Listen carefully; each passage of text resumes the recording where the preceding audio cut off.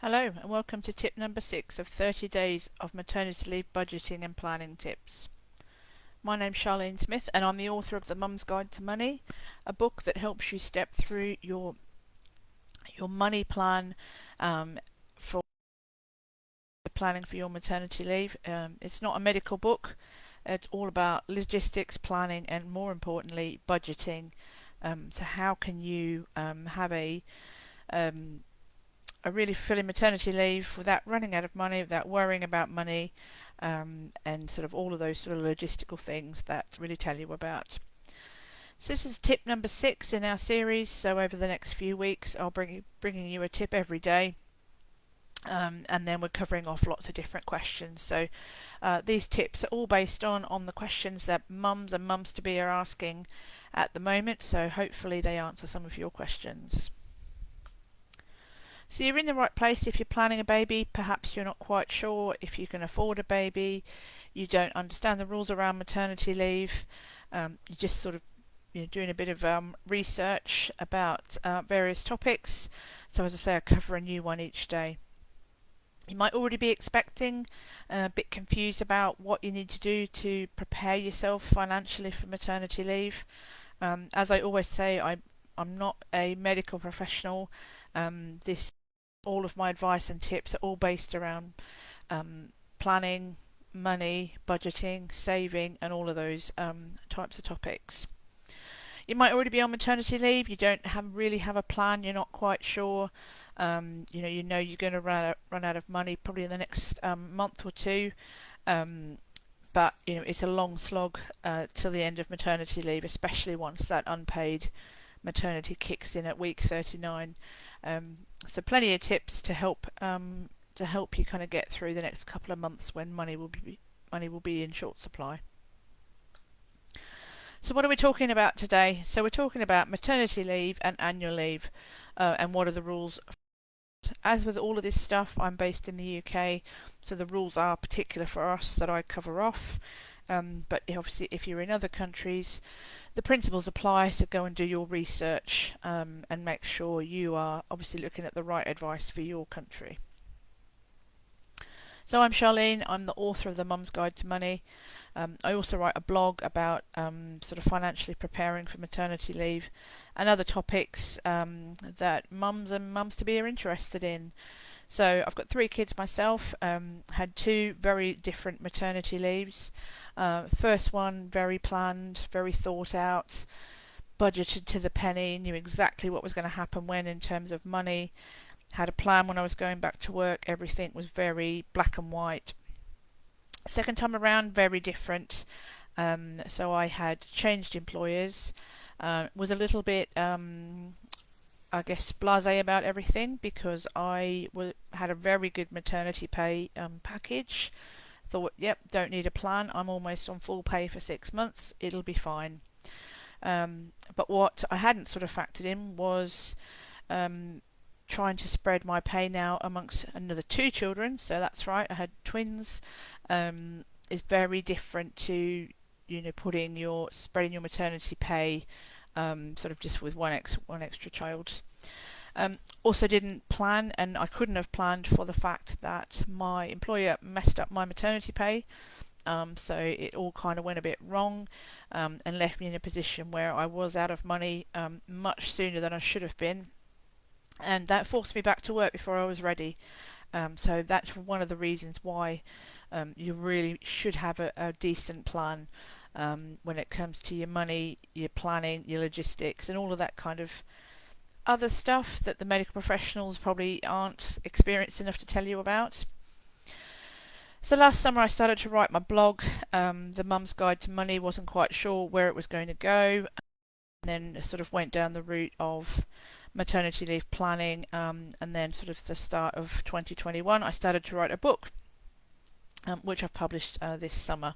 So all of these tips, many questions that get answered in my book, and if you're interested, I do have some videos obviously on my Facebook page of specifically the topics that I do cover. So like I keep saying, this is not medical advice. It's all about planning your money, budgeting, saving, how much of this do I need to buy for the baby, how much of that do I need to buy, what should I think about when it comes to childcare, what should I think about when it comes to deciding how long to have off work, and so on. Okay, so getting on to today's tip. So we're covering maternity leave and annual leave specifically. So if your employment contract gives you an entitlement to paid annual leave or holidays, term means the same thing, then these continue to build up and accrue while you are on maternity leave. So if you're away from work for a year and your holiday, you would have had 20 days of holiday in that time. That's 20 days of holiday you get to take when your maternity leave is over. Make sure you check what's in your employment contract, as with all these things, because there's some organisations do some funny things with bank holidays. Check your terms and conditions to see how much should build up while you're off. If you're wondering about bank holidays, obviously I've covered those in another video, and they're obviously all on my Facebook page. So can I use annual leave before I start maternity? So in a very simple example, if you've got some holidays from the previous holiday year, got some left over, then take them just before your due date. So use them as a way of finishing work on full pay, but you're not on maternity leave. And if you see my other videos, you'll know you don't want maternity leave to start before it absolutely has to, because obviously as soon as that starts, maternity pay starts. And as soon as maternity pay starts, the sooner you're going to get to unpaid maternity leave. Even if you're one of the lucky few and you get a really nice pay from your work, trust me, those months will soon be up. So you don't want to be starting any of that until you have to. Obviously, not everything's a textbook pregnancy, and often, the sort of sickness on maternity much quicker than what you thought. But if you're fit and healthy and well, and there's no medical reason for you to start maternity leave early, obviously try and use your holidays so that you can start maternity sort of before your due date. So if you're entitled to paid leave, when do you get that? So obviously you could be away from work for a whole year. When do you get that money? So the annual leave that you've missed out on, so in a simple example, say it's 20 days, so that should be taken to you, should be paid to you or taken at the end of maternity leave. So it can't be taken or paid until maternity leave is officially over. So you remember from my other videos, maternity leave, whilst we tend to talk about it as the whole time we're away, often wrapped up in there is holidays and bank holidays and maybe some sick pay, maybe some unpaid leave. But in the middle of all that is a maximum of 52 weeks of official maternity leave. So it's important to sort of map out your year or however long you're going to be away, because as soon as the clock stops on that maternity leave and pay, you obviously then are back in a situation where you either have to go back to work or you're using up all of your holidays before you do go back. So, as I said, can't be paid to you until that official sort of, up to 52 weeks is over. Because if it does get paid to you within that 52 weeks, then technically and legally you're not on maternity any longer. So one of the rules about maternity leave is that you can only get maternity pay or keep in touch days during that time. So, as I said a minute ago, if you get any other payment from your work in that time, your normal salary, or your bonus, or your like holidays and stuff you've missed out on, if you get those paid to you during that official sort of maternity leave time, then legally your maternity leave will be ended. So whether you like it or not, so make sure you keep tabs on what's happening. So be checking your pay slips, especially if you take some during that official maternity leave time. Any discrepancies on your pay slip, while it might feel nice that they may have paid you too much money, trust me, from very bad previous experience, anything on your pay slip when you're on maternity, query it straight away in writing to payroll, to HR, to your manager, as many people as you can find, and keep it all in writing. So the benefit of the annual leave is that if you work full-time, and depending on your employment terms, this could provide you nearly 4 extra weeks, could be longer depending on what you're on holiday, of paid leave that you can take at the end of maternity. So either take those days before you come back, if they won't let you, then they have to pay you out. Just remember that all your entitlement to leave is based on your old working pattern. So if you work full-time before maternity leave and you're switching to part-time after, the holidays that you've accrued and built up is based on your old working pattern. So just make sure remember that. So as with all this stuff, always make sure that you put everything in writing. Don't just write to your manager. They might go off on sick, they might change, they might conveniently lose your email, or never discuss any of this stuff verbally with them. Always put things in writing.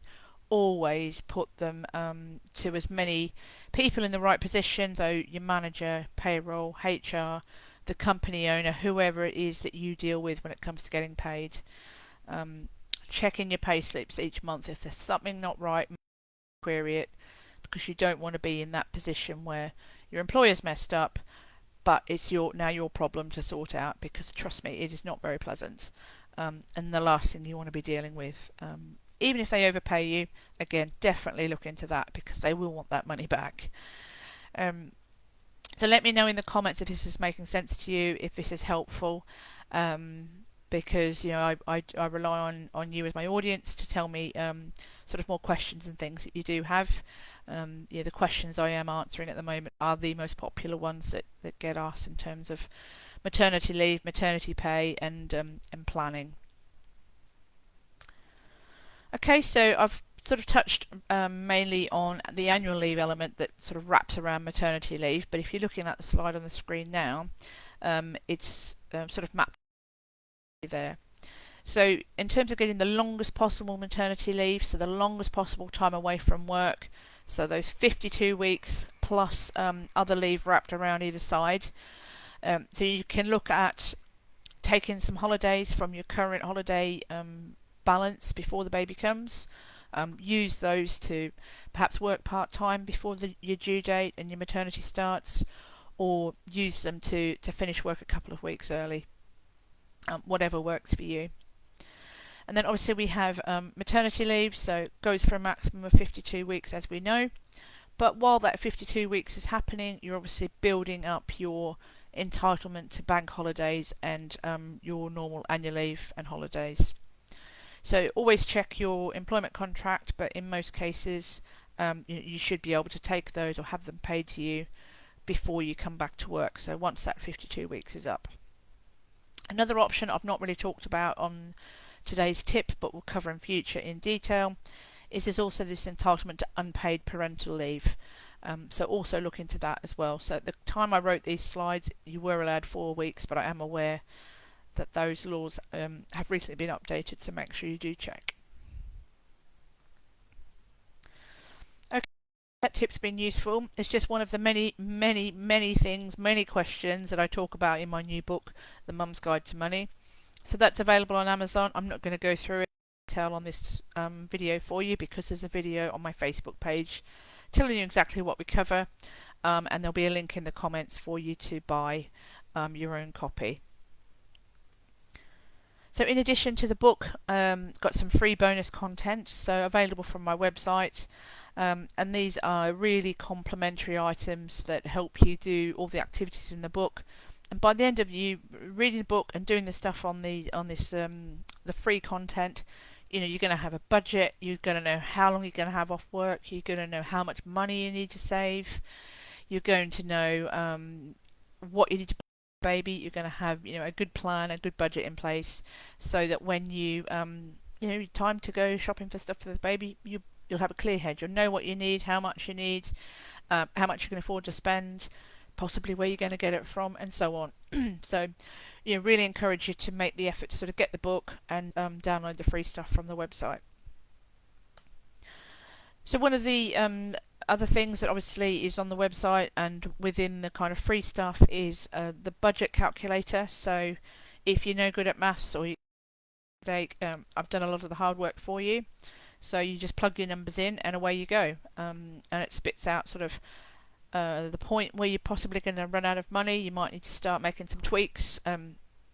Because trust me, a maternity leave with not enough money is not nice. It helps you sort of figure out a savings plan. So where can you make some small changes, and we'll sort of guide you and show you to your savings target. So the planner covers all the same topics as the book, but they're just there to sort of help you with the activities at the end of each chapter. So we look at the rules, you go away and research what your entitlements are.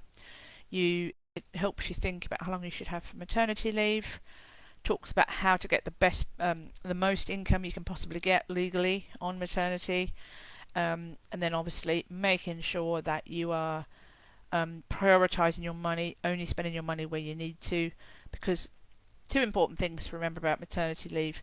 You're going to know pretty much today when you do that plan what you're, because the rules are there, it's fixed. It's not dependent on hours, it's not dependent on sort of average earnings, that kind of thing. Once maternity pay starts, you can map out week by week by week, you know exactly what you're going to get. Expenses on the other hand, or outgoings, obviously you do have control over those, so it's down to you to really plan, make sure that your money's working really hard for you, so you're not spending any more than what you need to. Very tempting as soon as you find out that sort of you're past your sort of 12-week mark to rush out and buy everything you possibly can. I know it is because I've done it myself. So there's a reason why it's at chapter 6 in the book, because I want you to think about your budget first, think about how much money you're going to have on maternity, how much you need to save, etc. Because you don't want to rush out and spend a couple of £1,000 on all of the top of the range baby gadgets and pretty furniture, and then find out that statutory maternity pay it's only £5,000 and you've spent nearly that on setting the nursery up. So there's a method to the madness as to why it's at that point in the book. So you make sure you kind of just take a couple of days to work through this stuff before you rush out. Other advice around sort of should you return to work? Is it even possible? I've never worked part-time, so I've got sort of first-hand experience of working full-time with kids, and sort of my survival guide. Looks at childcare options, so lots of advice there around all the different childcare, because everybody knows not everyone has a queue of willing family members and friends waiting to look after their kids for free. So guide you through some tips there. Importantly, how do you maintain a normal life? So very easy to sort of shut yourself away, never leave the house again, but it gets a bit monotonous after a while. So things you can do to make sure things try and stay a little bit normal for you. And then finally, when you kind of go into panic mode in that last couple of months, what can I organise? Have to feel organised. What can I do? What do I need to buy? What have I got left to do? So this chapter has all the lists, planners, checklists, everything you could possibly think of that you need to do to get organised before that baby arrives. Okay, so I hope that's been useful for you. As I say, this is the tip number 6 in a series of 30. So I'm here every day if I can. I was a bit shaky over the weekend because life gets in the way, as it does when you're a parent. So come back each day, sort of between 8 and 9 UK time, for my tip of the day. And in the meantime, have a look around my website, or better still, go and buy my book off Amazon. For £5 on a Kindle. You get my book plus all of the free stuff that goes with it. Link in the comments to everything. Let me know it's been useful, and I will see you on tomorrow's tip. Thank you.